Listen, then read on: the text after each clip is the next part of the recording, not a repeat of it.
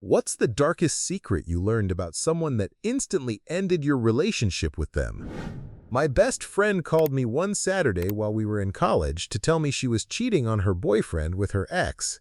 According to her, he was boring, they had nothing in common, he was bad in bed, he was balding, blah blah blah. Then Thursday came. She called me again and told me her boyfriend had died. I actually made her repeat herself because I couldn't believe what I had just heard, and boy did she ever milk it. Suddenly, he was the love of her life. They were soulmates. At the funeral, she stood beside his family near the open casket, and they embraced her because they believed, based on everything she had told them, that she and their son were soulmates. What I remember most was his grandmother. At one point, she said she wished she could have traded places with her grandson. That was heartbreaking to hear. Later on, she would sulk at parties to draw attention to herself. Someone would inevitably ask what was wrong, and she'd reply, "Well, my boyfriend's dead, so there's that." I'll never forget a couple of times I watched people genuinely try to comfort her by sharing their own experiences with loss. One was a guy whose mother had died in a horrific accident that made the news.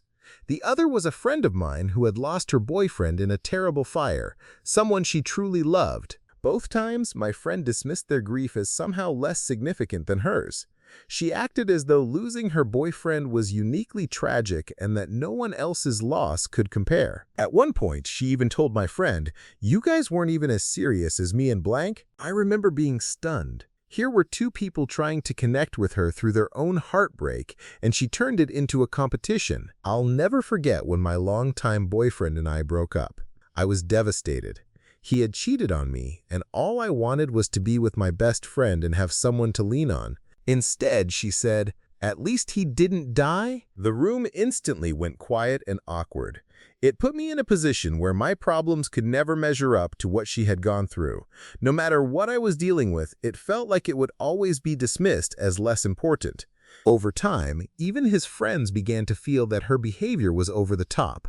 One by one, they started removing her from social media. The strange thing was that I was the only person who knew how she had actually talked about her boyfriend while he was alive. I kept telling myself she was grieving and that grief can make people act in ways they normally wouldn't. Eventually, though, I couldn't keep making excuses for it. I just couldn't handle it anymore. Next story. Okay, this one just about made me sick. I worked with a guy 10 years ago who was very street smart. He was a little standoffish but not antisocial. He was living with his wife in a small studio apartment. I'd met her a few times and thought it was incredible how well they could almost read each other's minds. After a year of working together, he started opening up about his life. He said he'd never met his dad and that his mom had a revolving door of low-life boyfriends and other addicts. I believed him. He told me he had a younger sister or stepsister he wasn't sure because his mom slept around, whom he had to protect numerous times from his mom's acquaintances because they were predators. Then he dropped a huge bombshell.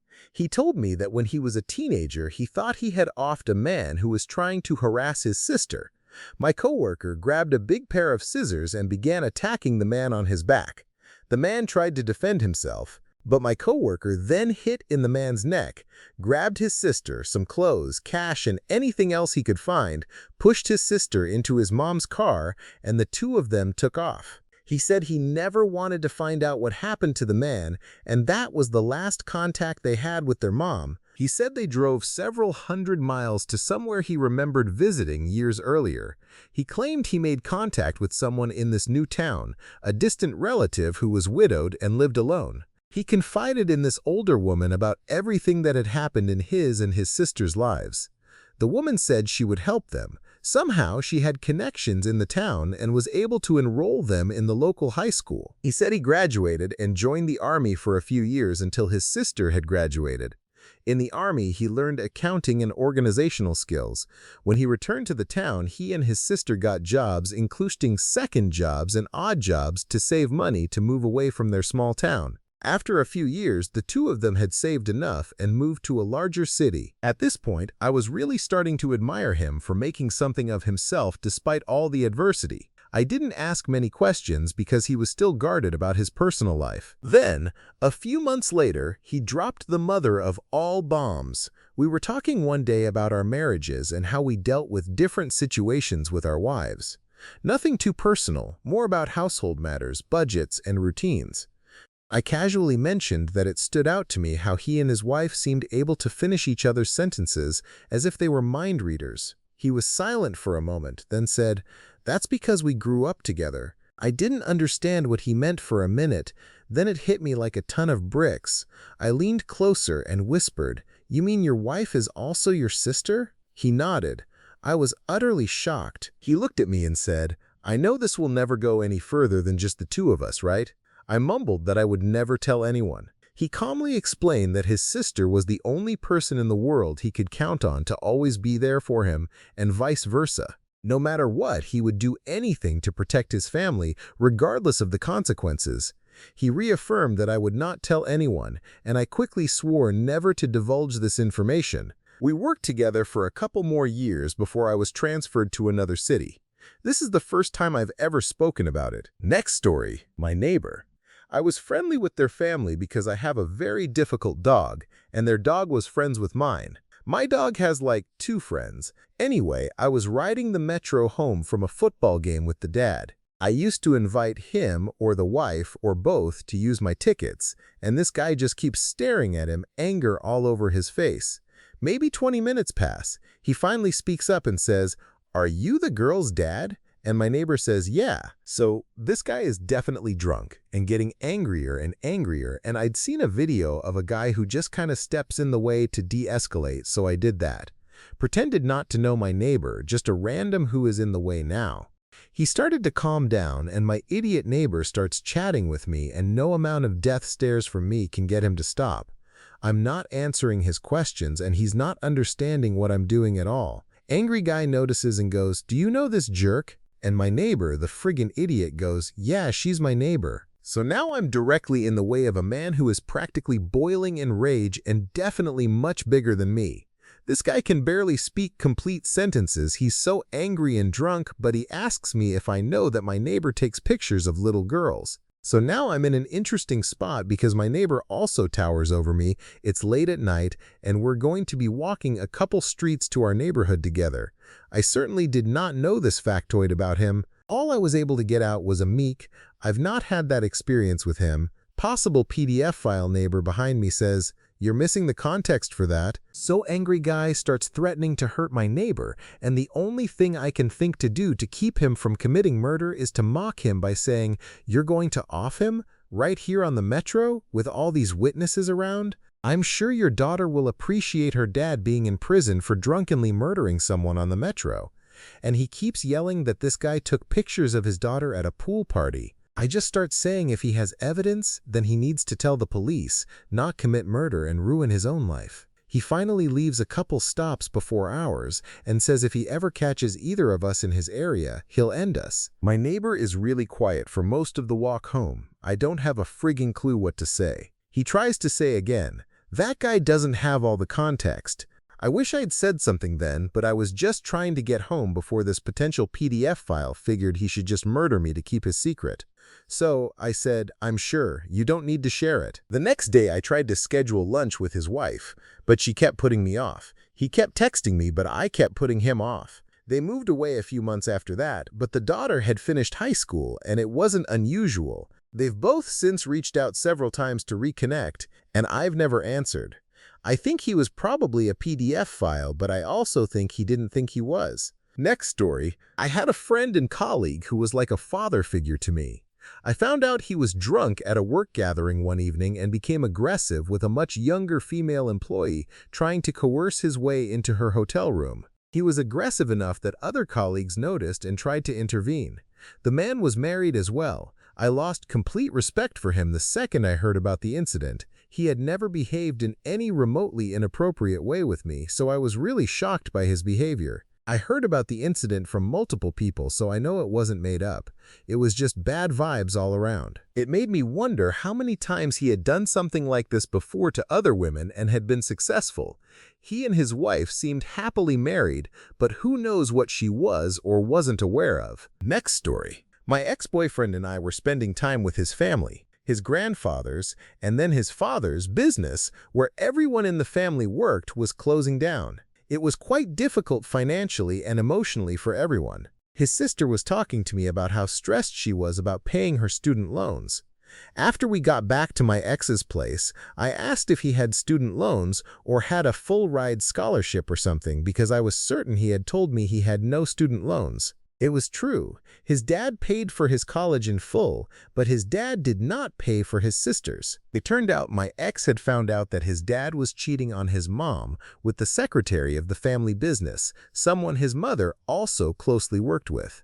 His dad said he would pay for his college in full if he promised not to tell his mother about the infidelity. So he did that, just lied to his mom for 4 years straight to blackmail his dad into paying for his college. Yep, dumped him. Next story. I used to have a long-distance friend that I met through other mutual friends. He seemed really cool at first, but then he broke up with his girlfriend and things seemed pretty nasty. We never got the full story. Years later, we still kept in touch via text messages, and during COVID, we played a ton of Warzone together. He got married to a different woman and told us that he was taking a job at a very remote research base and wouldn't be in communication with anyone for a while, which we believed because he had a degree in geology. Eventually, something happened between him and his wife, and she contacted us saying he had lied about everything to everyone, including her. He wasn't going to work on a remote research base. He was going to jail for a bunch of domestic dispute-related charges against an old girlfriend, which is why the previous girlfriend broke up with him. He even told his wife that he was doing all his interviews and meetings over Zoom for his new job, when in reality he was meeting with his lawyer and attending court hearings online.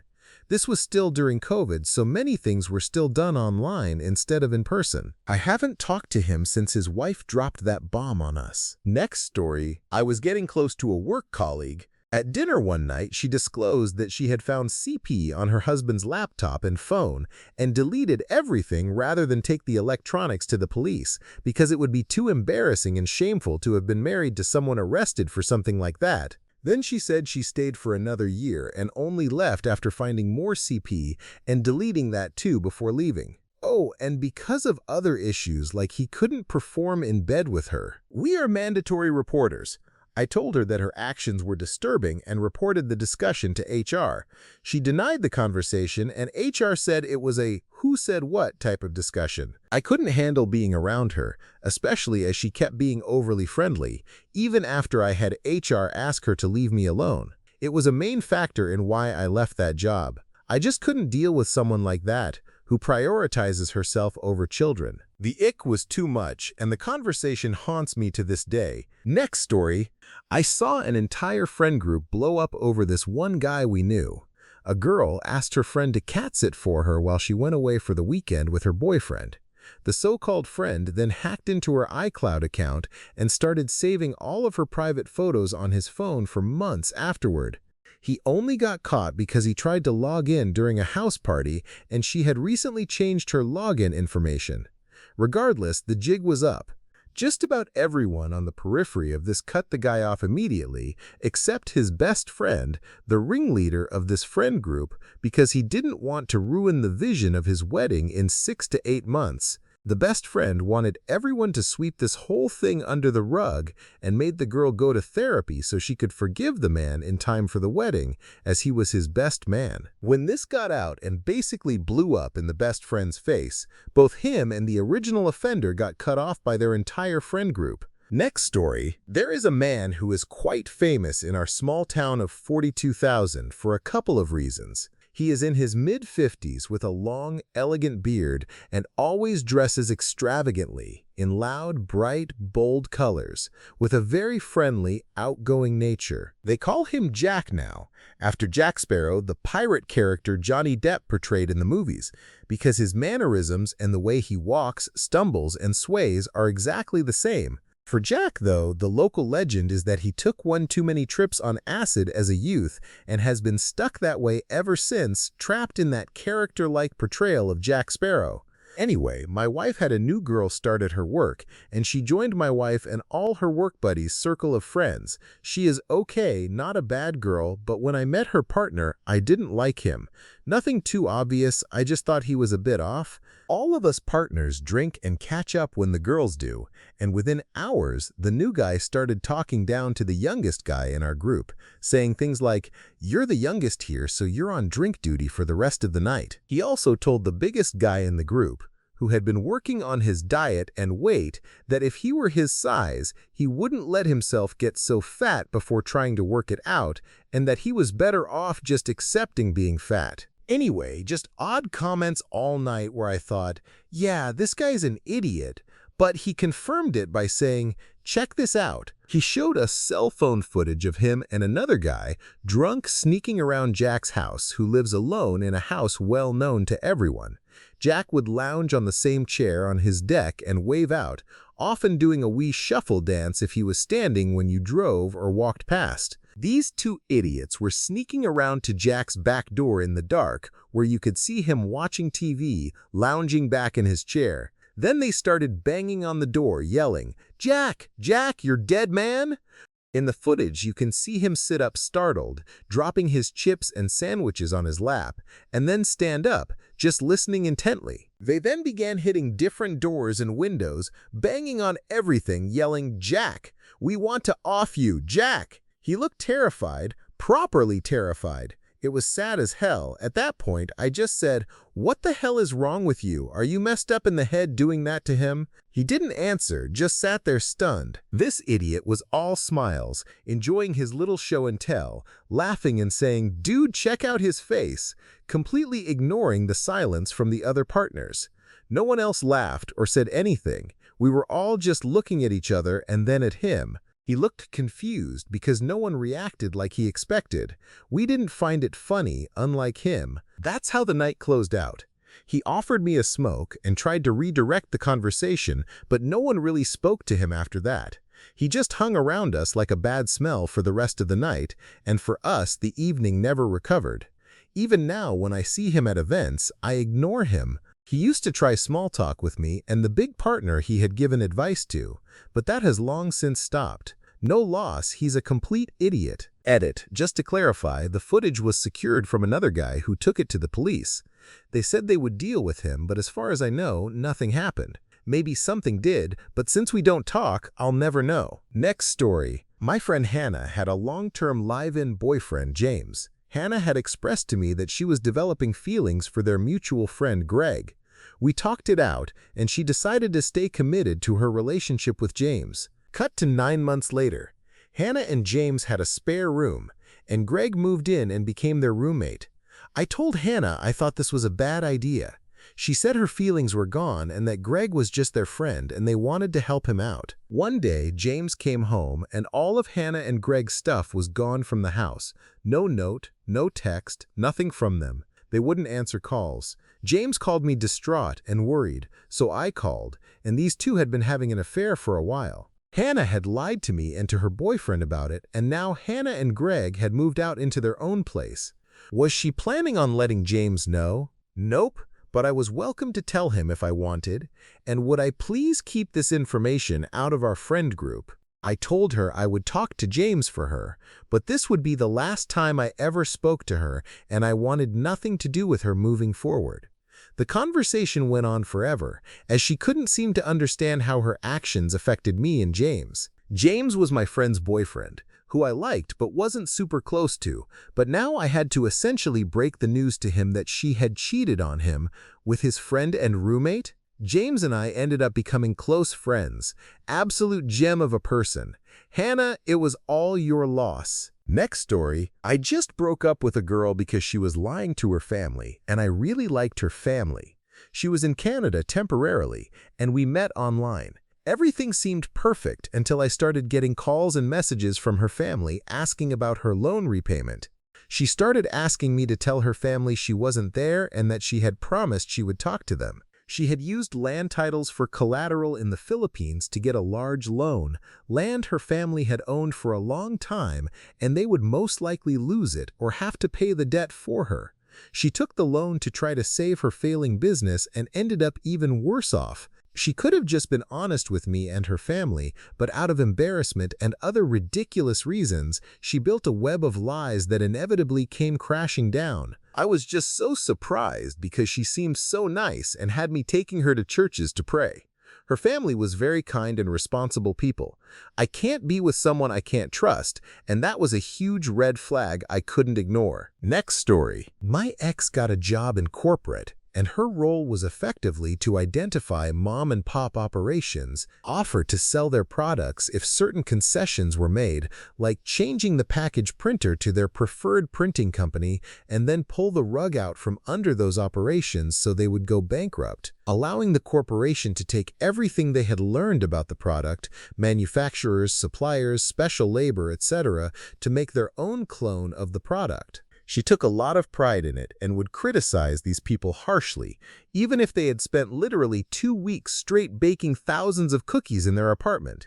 She blamed them over and over. The cookie guy in particular had invested $17,000 of his own money. He got a loan on printing alone using the preferred company, and they ended up disposing of all of those cookies. 4 months later, that product was on the shelf under a different name, with zero involvement from the person who had conceptualized it. They bullied him into doing things their way to drain him of capital and bargaining power. This was her entire job, no deviation from this task, though it was never explicitly acknowledged. I confronted her about it one night, and she made it clear that her professional success mattered more to her than being a good member of society, though the cognitive dissonance supporting her position was a non-starter for me. We broke up a few days later. Next story. A few years ago, I met an amazing man. We dated for almost 4 months. He was perfect in every way, and "I love you" was hanging in the air. It was the happiest I had ever been with someone in my life, and my healthiest relationship by a long shot. It felt like a fairy tale, until it wasn't. One night, he broke down and told me that he had been involved in a military hazing incident several years prior and had served time for murder. The crime itself was horrible, but after talking about it and given my background as a criminologist who studies corrections, it seemed like he showed true remorse, and I had a glimmer of hope we could be together. We got through that night, and I went home the next morning to look more into it. I was horrified to find out that there had been plans for essay on the night of the murder that didn't come to fruition. The plans were terrifying. I am a survivor, and I just could not do it. He knew that from the day he met me. He knew I would never be okay with it.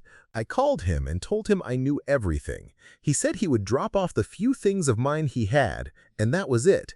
It was over in a 2-minute phone call, and I never talked to or heard from him again. It's been several years, and I have a new partner now. I didn't date for over 3 years after that because of how messed up I was from the experience. Talk about trust issues. I don't want him back. But I'd be lying if I said I don't have random moments where a thought of us when we were us runs through my mind and my heart aches a little from the unknown of what could have been. I am so happy to have found someone who has made those thoughts almost non-existent. Then I have moments like the other day when I almost called my current partner by my former partner's name, and life crushes me again. I know it will get easier. It's just taking more time than I could have ever imagined it would. Next story. A guy in our close friend group of 4 suddenly dropped all contact with everyone during COVID. I was worried and tried contacting him, asking what was going on and letting him know I was concerned. Eventually, he answered, and I met him at his house when lockdown allowed it. He acted so weird and sheepish, but I didn't press it because I didn't want to pressure him. After that, there was no more contact. My roommate, who is also part of the close friend group, didn't hear from him either. We both thought it would be better to just let it go, as he obviously didn't want to talk and ignored all our attempts to reach him. Eventually, I ran into the 4th friend and asked if he had heard from him recently. We didn't see this friend much because he's in the army and goes on long trainings abroad. These 2 friends met a lot during COVID with their wives and sometimes stayed the night as there was alcohol involved. When the 4th friend went on training, his wife still went over to their place now and then and spent the night there. One night, the wife woke up to find friend 1 next to her in bed, fondling her and saying, "Shh, it's okay." She freaked out and went straight home, calling the secret number to contact her husband. This all happened in the house of friend 1 while his wife was downstairs and his kid was sleeping in the room next door. Bonus: friend 1 was the best man at the wedding of friend 4 and the wife he assaulted. Next story. I don't know if I'd consider it dark, but it was at least really ignorant. I started going to a crochet group at my local library. I was the youngest person there and I was 41. Everyone else was at least 3 decades older than I was. I didn't say much of anything, just listened to them talk and tried to absorb some wisdom. And then one day, the subject of monkeypox came up, and one of the ladies referred to it as a gay disease. The other women nodded along and said a few things in agreement. I've always had this problem of not being able to be silent when someone is being ignorant, but I've been trying to learn patience. I know that sometimes people just repeat what they've heard without knowing the facts, and once they learn the facts, they apologize and do better. But I also know that when someone is convinced that they're right, and that everyone younger than them is an idiot, they're not going to listen. So my options were basically, say something and make them angry enough to yell at me, say something and have them immediately refuse to listen, or remove myself from the situation entirely and avoid the risk of upsetting a lot of women who, based on other conversations, were definitely stuck in their ways. Maybe that's just me being a coward, but I couldn't have sat there twice a week and pretended everything was fine when it wasn't.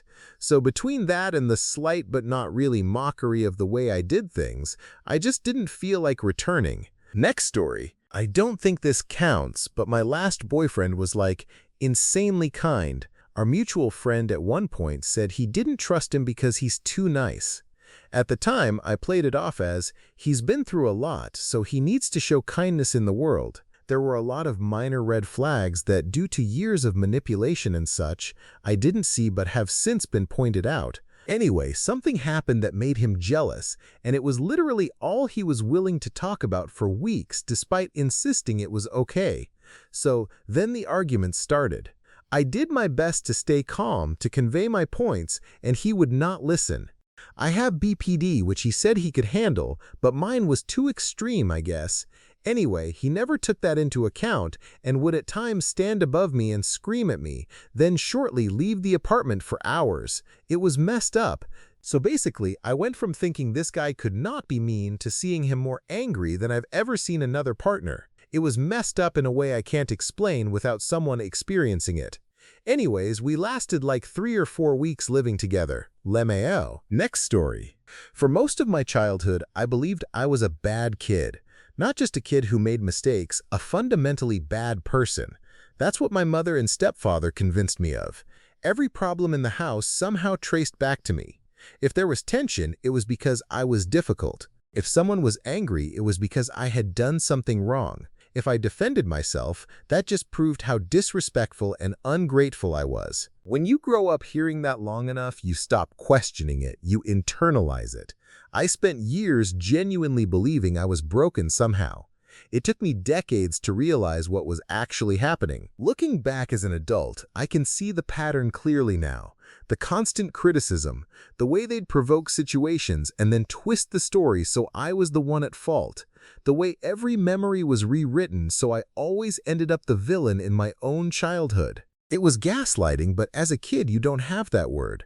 All you know is that the people who are supposed to love you keep telling you that you're the problem. As I got older and had a child of my own, the eventual horrible realization settled in. They didn't actually want a kid around. They just wanted a life for themselves. My mother wanted a life with her new man, but without the reminder of her past life, her kids, they wanted their life together, just the two of them, and I was an obstacle to that. The easiest way to get rid of the obstacle was to convince everyone, including me, that I was simply a bad kid who brought everything on himself.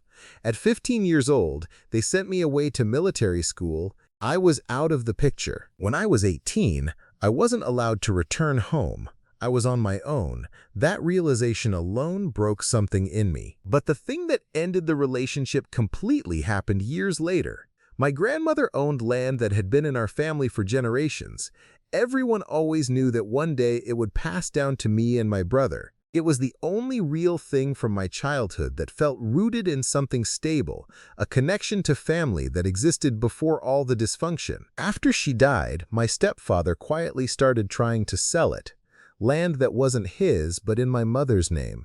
This was land that had always been meant to stay in the family. When I confronted them, the same old script started playing again. Denial, minimizing, twisting everything until somehow I was the unreasonable one for even asking about it. The same manipulation I'd grown up with, just in adult form, and in that moment it finally hit me that nothing had ever really changed.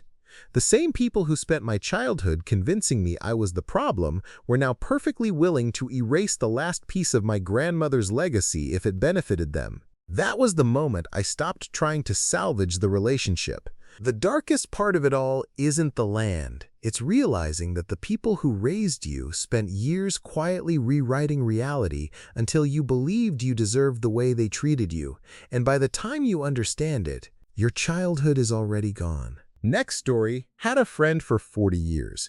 During that time, he went through a divorce, and his ex accused him of cheating on her. He told me over and over that that never happened and that she was making it all up, that she was nuts, etc.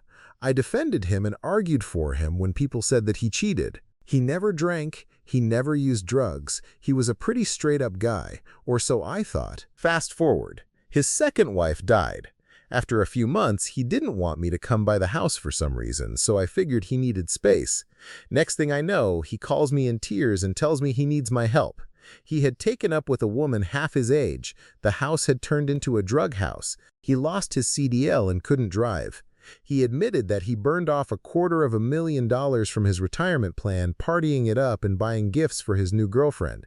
He admitted that he was hooked on pills and was supporting the woman's entire family. But the real kicker was, he admitted to me that he had cheated on his first wife throughout their entire marriage. He lied to me and had me arguing with people, defending him. I walked away from the friendship, and it's been years, and he still texts me, but I don't respond. Next story. I rented a bedroom with shared access to the kitchen, living room, restrooms from a man, Kenny, who I thought would be honorable and decent.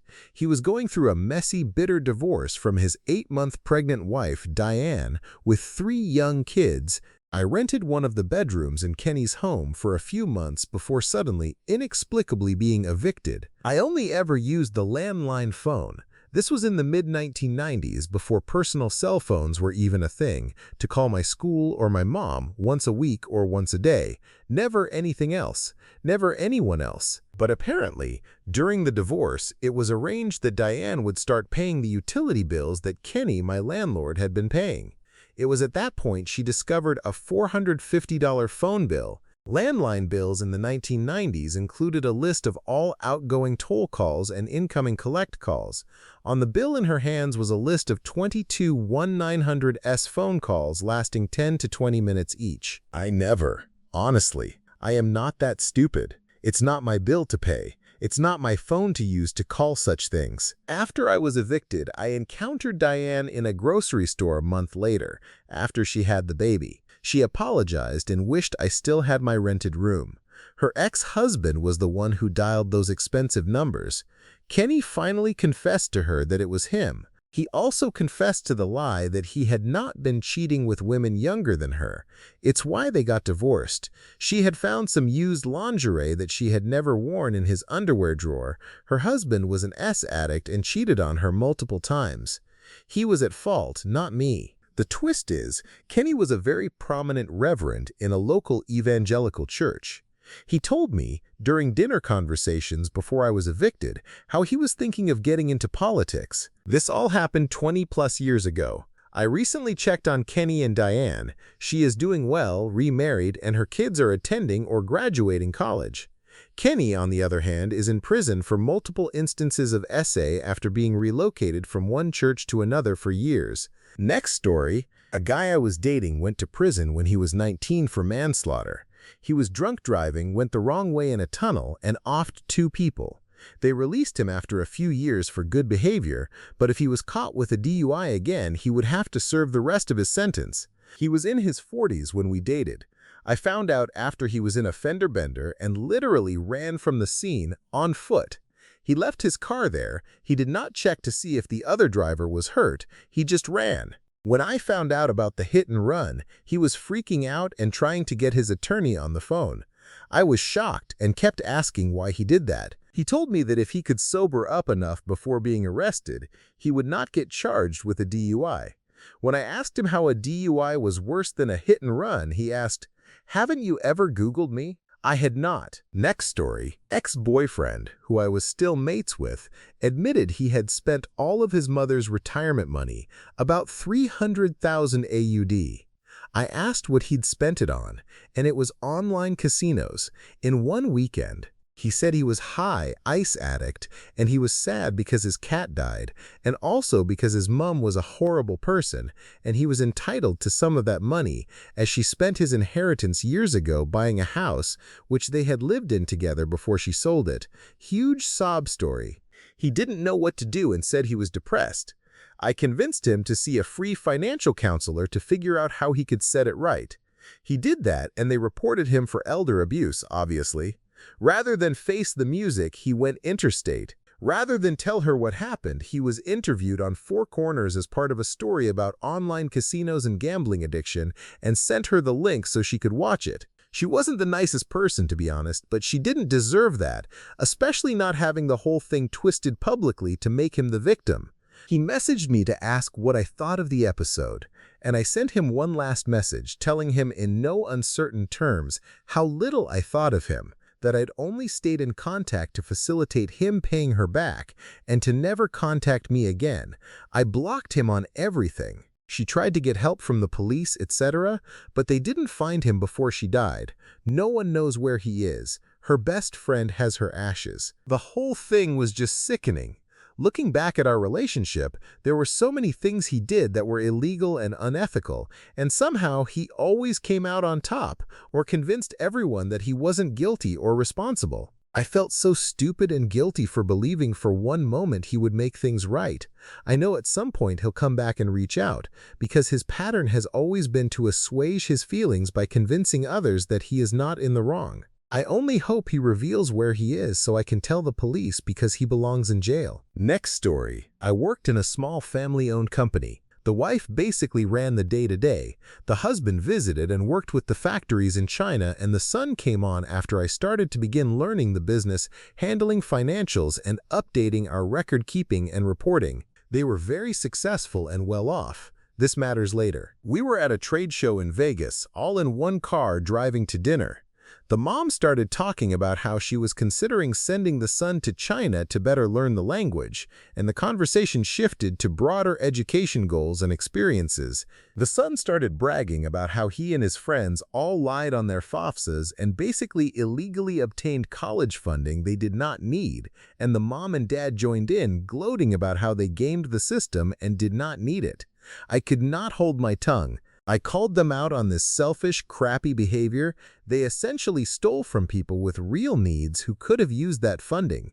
They were shocked that I said anything, and even more shocked that I did not share their views about taking what you do not need. It was gross as heck, and I left shortly after. Next story. I used to be friends with a very popular guy, 6'4", gym bro.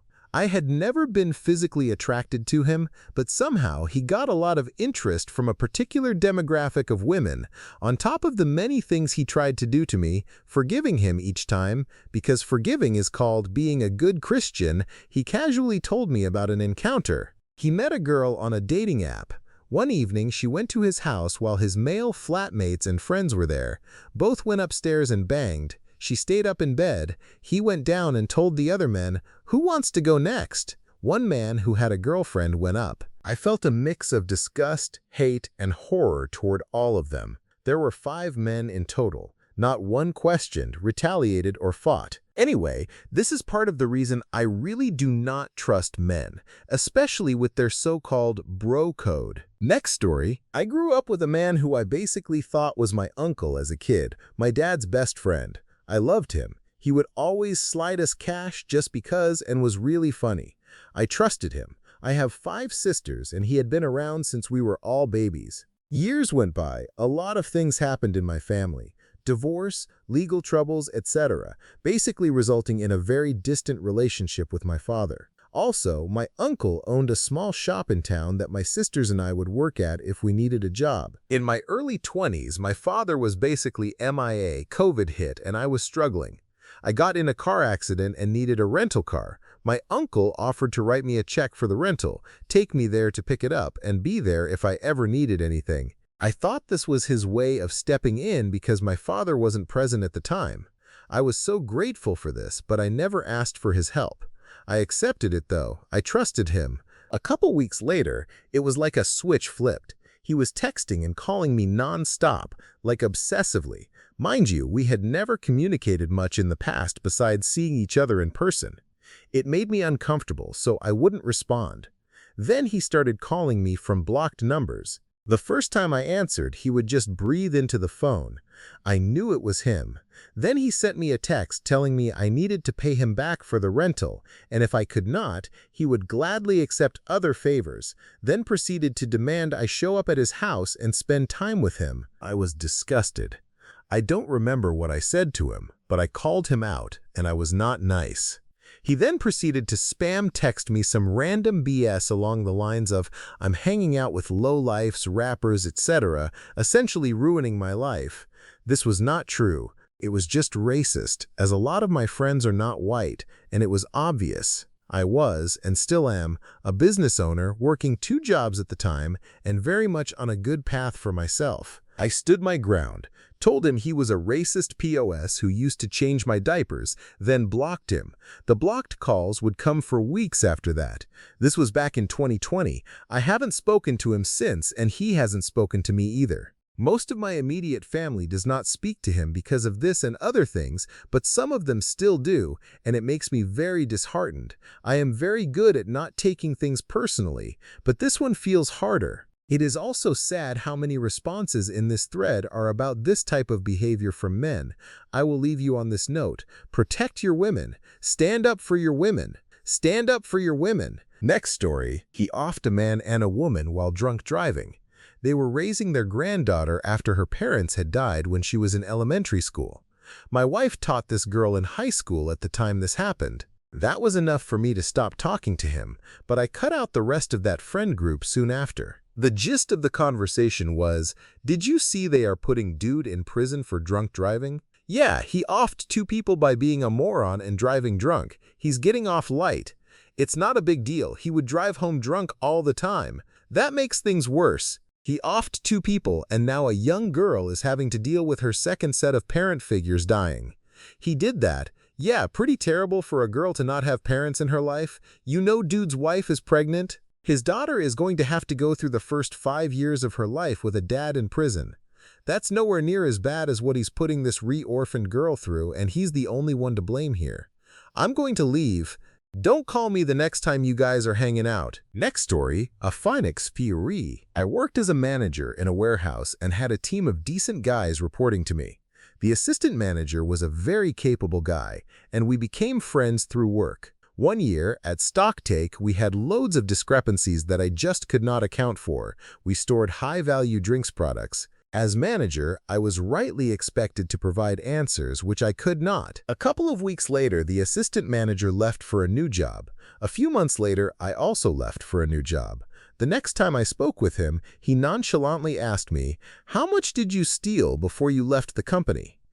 I did not know if he was being serious, but I said I never stole anything, which was true. It turned out he had been looking for a new job for a few months, and during that time had been stealing product quite regularly. I have not spoken to him since. Next story. I used to be good friends with a guy from my city, a music lover, record collector, overall someone with an eye for the cool and stylish things in life. Funny, smart, well-informed, a real party animal. There was always some party going on. We went to lots of concerts, took trips together, and so on.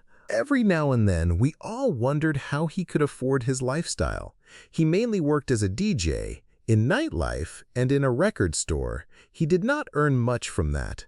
But he was constantly flying around the world, buying rare old cars and records, stylish designer and vintage stuff for his apartment, and had friends everywhere. At some point, he moved into an apartment that my parents rent out.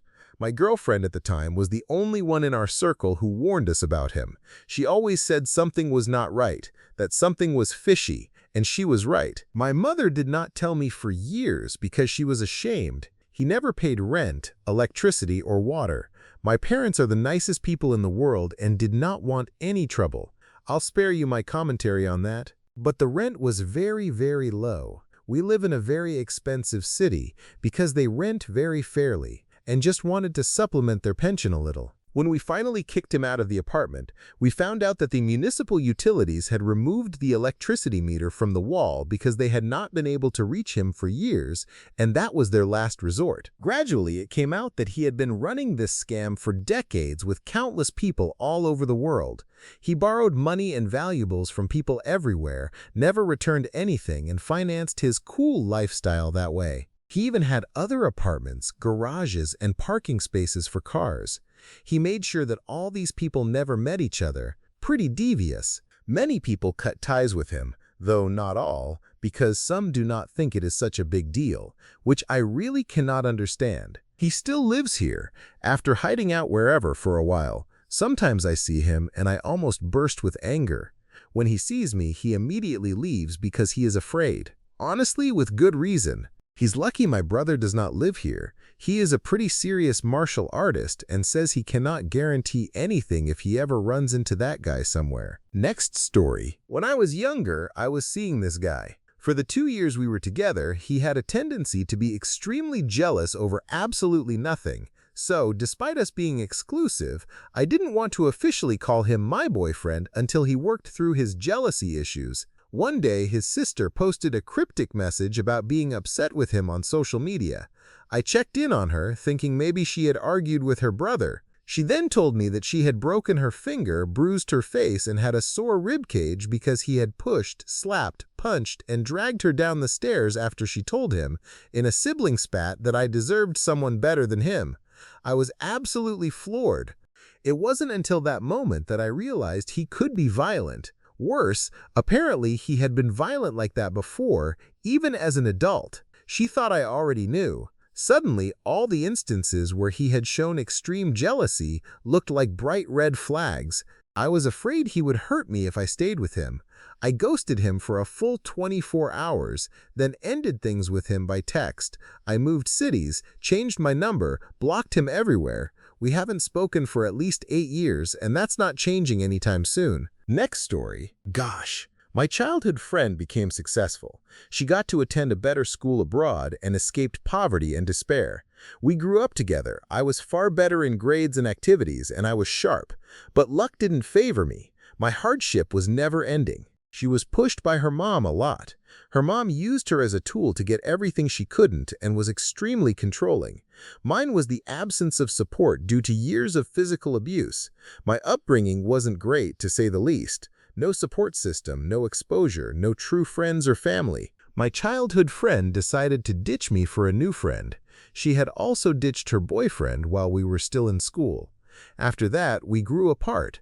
But one day, after my graduation and while I was back home, she was back as well. I thought to give her a chance and allow myself to rekindle our friendship. She already had an amazing future, a job, and everything set, while I was still struggling, and she knew it. While I was dating a not serious guy, we both knew it was just for fun. My friend saw me with him, and I told her. She told me I should marry him because he was rich, basically suggesting I give up my autonomy, as she knew that's where it would end. And when I asked about contacts or processes for studying abroad, she didn't give me any guidance or advice. It was heart-wrenching. She held everything and suggested I would make a cute housewife, steering me away from my dream. She knew I wanted a career and a fulfilling life. I looked at her stunned. I didn't know what to say. It was one of the most painful experiences of my life. Next story. At the height of COVID's deadly early days, back when hospitals were overrun and vaccines were just about to be released, I had a dear childhood friend who was a truck driver and would always stay with us when he had time off in our city. My daughter was about 3 at the time and immunocompromised, so I told him he had to be extremely careful if he was going to stay with us. He promised he was masking, staying away from people, and so on. We lived in a large city that was being hit hard, so I also warned him that he was basically quarantined to the guest room, which he agreed to. He stayed with us 3 days, rested, showered, did all his laundry, and we helped him with groceries and such. On the drive back to his truck, he said the old, "It's no worse than the flu," fully aware that my husband's cousin had just died of it at 33. This led to an argument where I discovered he had completely lied about how seriously he was taking it and thought I and all the other city residents were panicking over nothing. I was unbelievably furious that he put my daughter's life at risk and completely disregarded my concerns. He tried to apologize a couple of years later, but I never let him rebuild that bridge. Some things I cannot forgive. Next story. I had a friend who was super bubbly and friendly. She had many friends and was constantly a bridesmaid at new weddings. Everyone wanted to be her friend, including me. Once I got closer, I learned that she not only talked behind the backs of all her closest friends, but also revealed all their secrets to everyone. Her gay best friend was HIV positive. Another best friend had herpes because they both refused to use protection and hooked up with many random people. She was also extremely racist and used the worst racial slurs to talk about different groups of people, especially during her intense road rage episodes. I won't even type them here, they made me shudder. She would regularly break dishes when she was mad and often got kicked out of bars well into her mid-30s. One night, she drunkenly revealed to me and a few friends, including a guy she was dating, that she calls her dad gay to make fun of him instead of calling him dad when we were all talking about what we call our fathers. The guy promptly ghosted her after that, and she didn't understand why. She was notoriously single despite constantly dating and never married, even though she really wanted to settle down. In short, she was a horrible person. I cut contact with her years ago, and I'm so glad I'm no longer associated with her. Next story. I had a really close friend growing up, and we would sleep over at each other's houses all the time. When we got a bit older, he confessed his love for me. Unfortunately for him, I am heterosexual. But that wasn't the dark secret. He met a Mormon boy online, and they became very close. My friend developed feelings for this boy and even moved across the country to spend more time with him. The boy's family wanted to convert him, so they took him in and helped him with a job, housing, and more. A couple of years later, it was discovered that my friend had planted hidden cameras all over their house and had piles of hard drives full of footage of the boy, everyday living clips such as him sleeping, brushing his teeth, doing solo stuff, showering, and so on. The family and the boy were horrified and kicked my friend out. Due to their relationship with him, they decided not to press charges but threatened they would if he ever spoke to them again. I stopped being his friend after learning about this, creeped out beyond belief, thinking about what he might have done when he had feelings for me and all the nights we spent together over the years. Next story. It's not that dark, but in college I found out a friend had married her military boyfriend at 18. That wouldn't be so weird except she lived in the dorms at our college, distinctly not as a married woman, if you catch my drift. She then asked me not to mention the mutual friend she cheated on her boyfriend with, later her husband, when he came to visit once.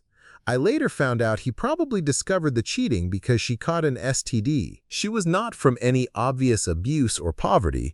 I met her mom once, and she never indicated that he needed her help as a reason for marrying him, so the whole dynamic was really strange. Not that she owed me the story, but we were roommates, and I thought we were best friends, in her words. And she wanted me to lie for her, so basically make up what was going on. It got worse when I realized she was lying to me too, and then lying about me to our mutual friends about various things, big and small. The cherry on top was that she almost screwed me over for future on-campus housing. I bounced and ghosted, escaping from being some kind of bullied social sidekick, aka best friend, to this girl. It was a weird semester, caught in a social Bermuda Triangle. At one point, I even received a one-page single-spaced email about what a bish I was from someone, which in hindsight is hilarious, but I was, of course, upset at the time. Next story. A friend I once had was a single mom of one toddler. She struggled economically, living in a shady part of town. I thought she was a good person, as she had adopted a cat despite being allergic. She kept the cat in the bedroom while she and her child occupied the rest of the apartment. One day, we went out with her child in town to hang out and eat. We stopped by a high-end boutique, and I thought we were just going to browse. Well, she bought a designer handbag along with a matching wallet. I think the total cost was around $1,000. I saw her very differently after that. Sometime later, she told me she needed to rehome Lily, her cat, because she was moving to an apartment that did not allow pets. She even asked if I could take Lily. I couldn't, as pets weren't permitted where I lived either. At the time, I was volunteering at an animal shelter and she couldn't afford the surrender fee coming from Ms. Designer Handbag. In the end, she gave the cat to her baby's father and moved. Later, I visited her new place and we were going out for a Mother's Day brunch. I was treating her.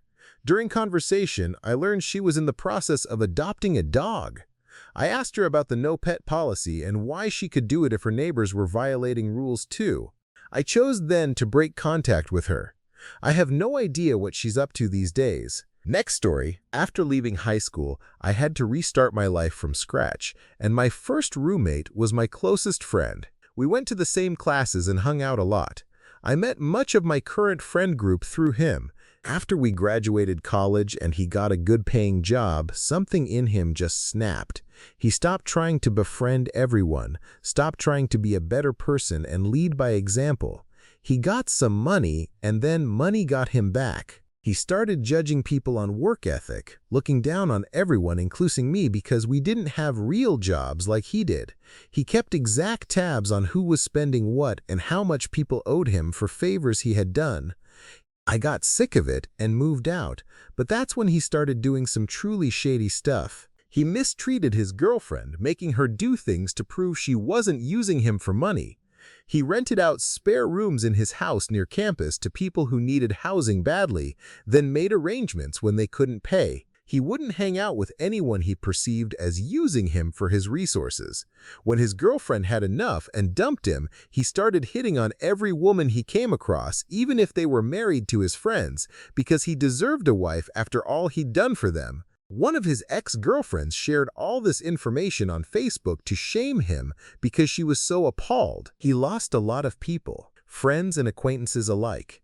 This all came out around #MeToo. He moved across the country and had to restart his life because he burned every social circle he had ever been part of. High school friends, college friends, work colleagues, church friends, and fraternity brothers. 0 people wanted anything to do with him anymore. One day he was here, and the next his house was sold, and he was posting pictures from an apartment on the West Coast about his fresh start. Good friggin' riddance! Thank you for watching. If you enjoyed this video, be sure to give it a thumbs up, subscribe, and hit the bell icon so you never miss an update.